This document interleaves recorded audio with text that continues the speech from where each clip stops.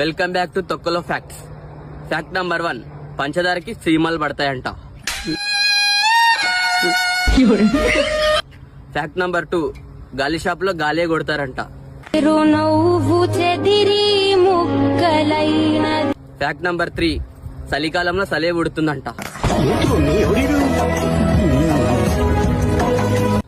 Fact number 4, మనుషులు మాట్లాడతారంట కానీ జంతువులు మాట్లాడవంట.